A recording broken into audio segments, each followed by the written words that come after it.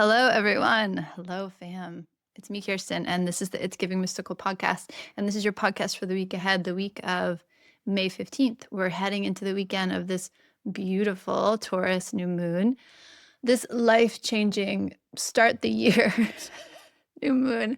How many times, you guys, have we been told that this is the start of the year? I mean, this guy has to be like the fifth or sixth start of the year, which I dig it because you have to have some humor. You cannot take this so seriously. And everything is made up. Everything is an agreement we've made. I don't even know what's real anymore, TBH. And even this idea of the start of the year, right? Okay, the start of the year is January. Okay, the start of the year is the Lunar New Year. Okay, the start of the like, okay. What's time? But the astrologers are saying that this new moon is going to have a beginning quality to it, a revelation. The astrologers are saying that this new moon has a sense of potent new beginnings, a sense of the year unfolding. We'll see what happens. Where are we? The Seven of Wands. It's interesting because I pulled this week actually the Ace of Wands, which is just interesting because of this little trajectory we're on. In May, the conversation is, what do you hold as sacred? What do you value? What do you value that you truly value? Your body awakens, opens, comes alive in contact with this thing versus what do you value because you've been told that's what you're supposed to value because it's on some checklist, because it has some kind of external measure or validation. And the whole conversation in May is like, no, no, baby, like what's really sacred?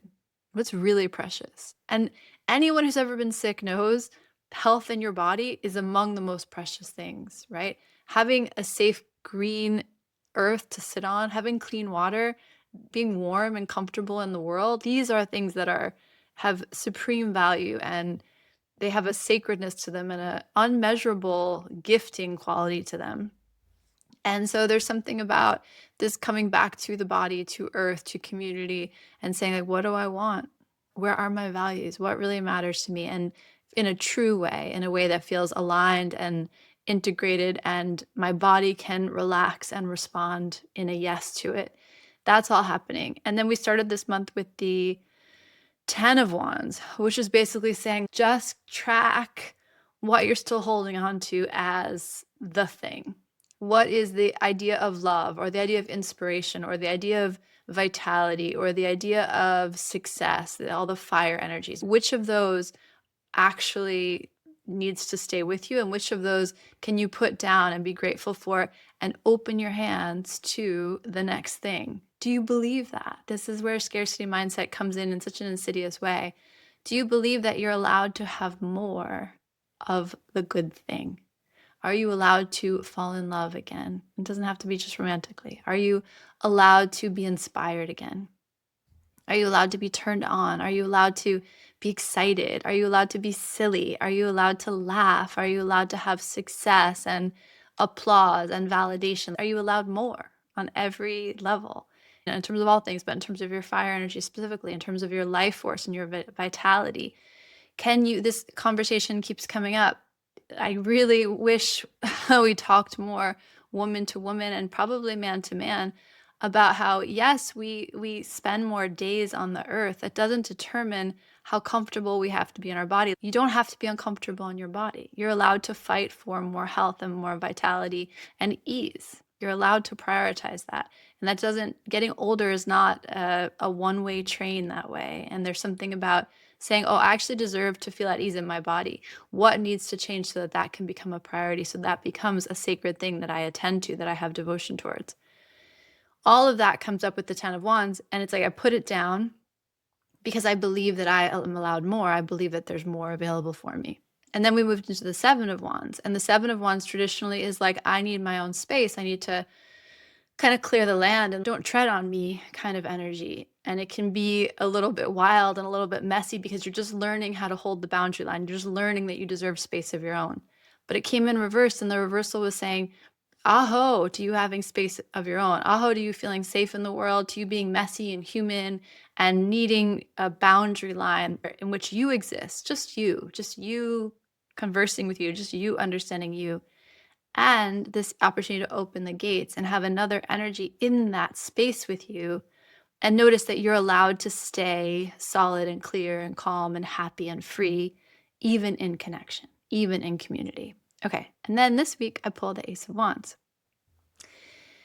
Is no one ever sad to see the Ace of Wands? All the aces are a gift. All of the aces are God, the divine source saying, here's the new thing. Remember how I promised you that if you put down the 10 of Wands and you open the gates, that I would invite something new in, I would allow something new into the space.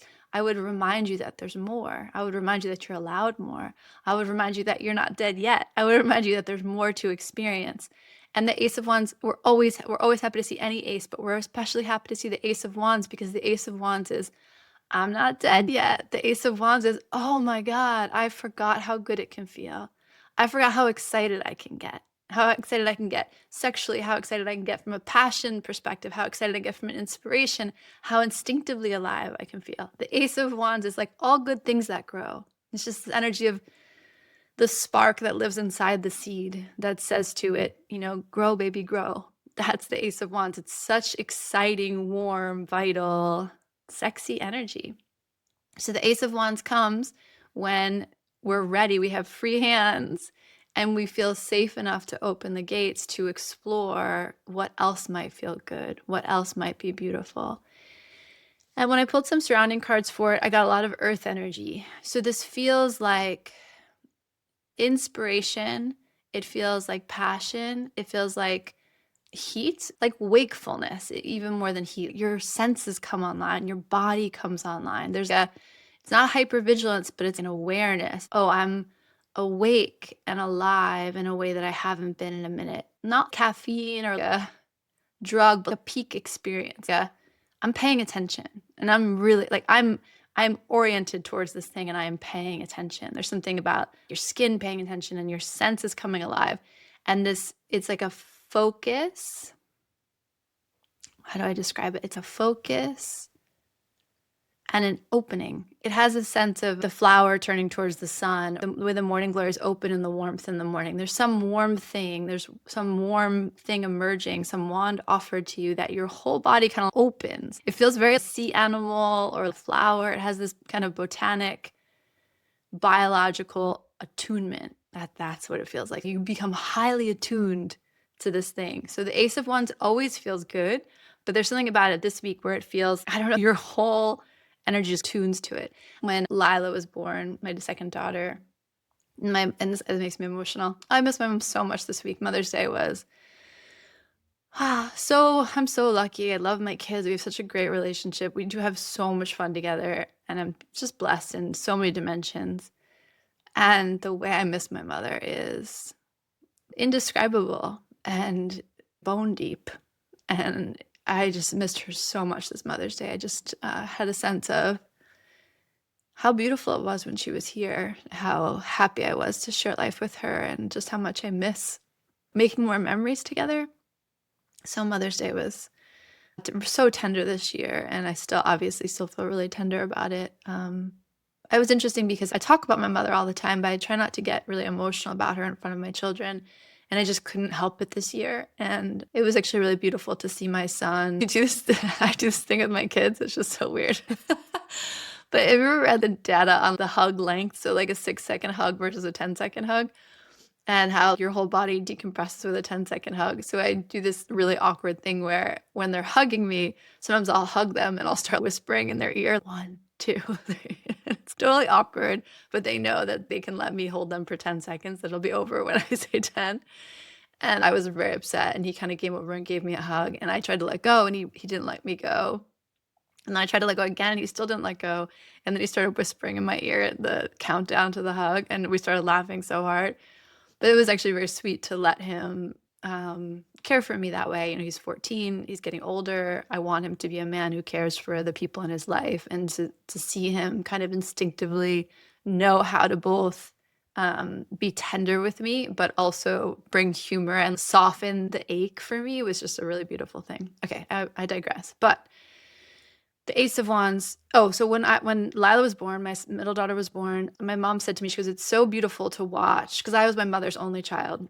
She said, it's so beautiful to watch your family expand. She goes, because when Aslan was born, you were like the sun, and I would watch her in a room and you would move through space and she would just track you like a sunflower. You were the sun and her face always oriented towards where you were. She goes, and it's so cool to watch Lila because Lila has two suns. Lila has you and she's orienting to you across space. She goes, but she also has Aslan. She goes, I'll watch her kind of have her little sunflower face to you, but then Aslan will enter the space and she can orient to Aslan too and have that same kind of warmth, that same kind of adoration and refueling and orientation. And I always think about that. It's such a beautiful thing. And I feel so grateful that my children have each other. But that is the energy of this Ace of Wands. It's like you might have so many good things. I hope you have so many good, I hope you have so many good things in your life. I hope you have so many things that bring you connection and warmth and inspiration and aliveness and sexy feelings. I hope you have all of those things. And the Ace of Wands this week is, and you can have more. It seems to be kind of a key message here. There's more available. You're not done yet. You're not dead yet. It's not over yet.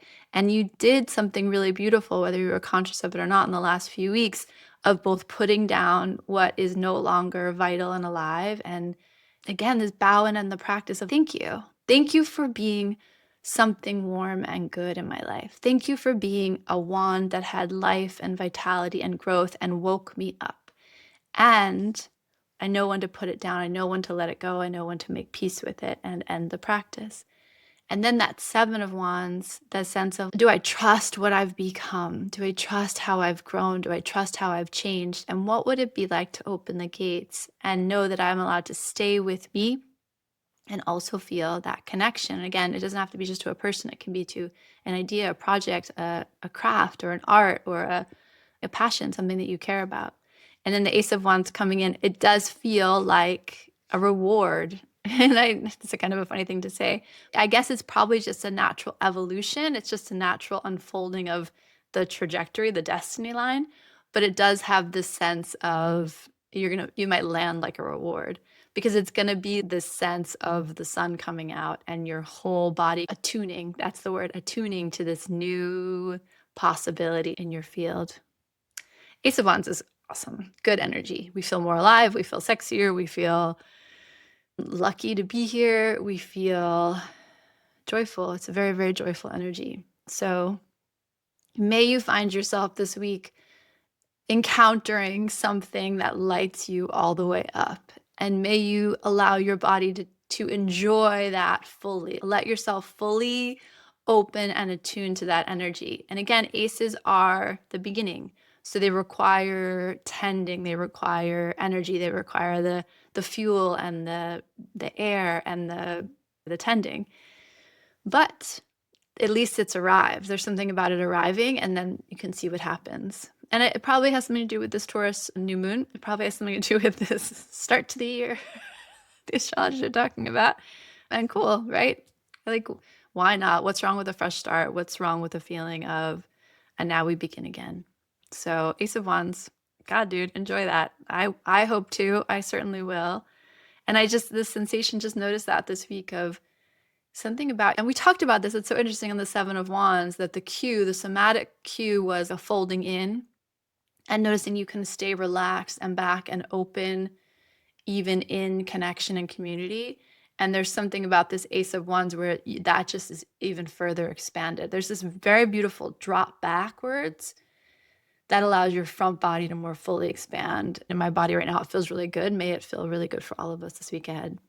Okay, take good care. Enjoy this new moon.